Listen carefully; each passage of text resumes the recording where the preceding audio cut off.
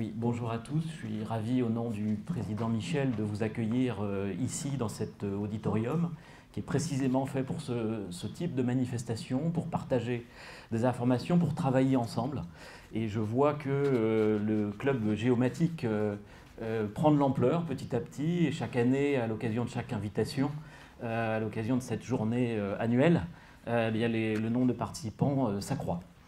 Donc cette journée est importante d'abord pour le domaine concerné et par les préoccupations d'ouverture, d'échange et de collaboration qu'elle porte.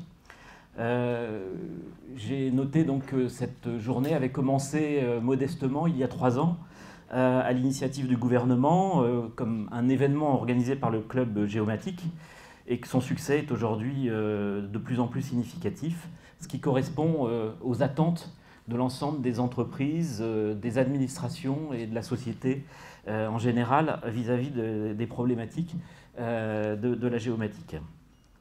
Pourquoi ? Parce que c'est un vecteur important de recueil et de diffusion d'informations.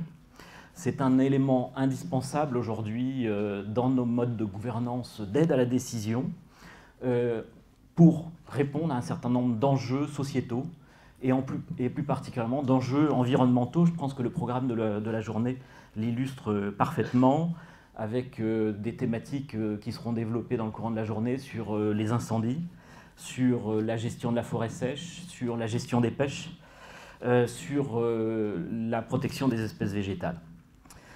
Aujourd'hui, ce domaine croît de plus en plus, en particulier avec un élément qui est de plus en plus important, c'est la baisse du prix et du coût de l'imagerie satellitaire, qui crée une opportunité pour vous tous, pour accéder à des nouvelles données plus efficaces, moins chères, et de façon à les déployer de façon plus volontariste.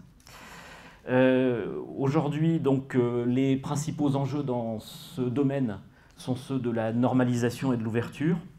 Je voudrais quand même citer le fait que la province Sud a repensé son architecture de données géographiques dans le but de mettre à disposition de l'ensemble de ces directions un catalogue de données centralisé, validé, à jour, et qui facilite l'utilisation de ces données.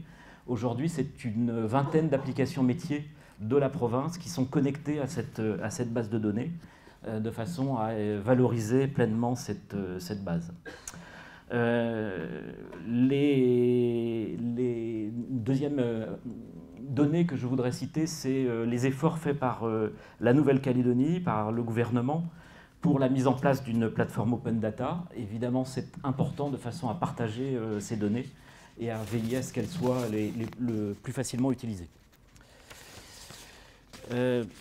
C'est également dans cet esprit Open Data que la province Sud a mis en place cette année un serveur géographique externe, donc destiné cette fois non pas à nos directions, mais à vous tous, permettant de publier des flux interopérables utilisables par l'ensemble de nos partenaires, l'ensemble des partenaires de la province.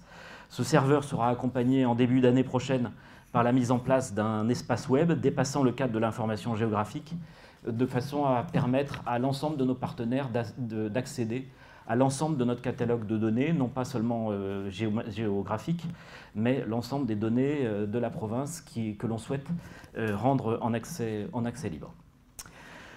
Voilà pour ce petit mot d'introduction. Je voudrais vous souhaiter à tous une bonne journée de travail fructueuse et que ce soit un moment d'échange intéressant pour vous tous. Merci.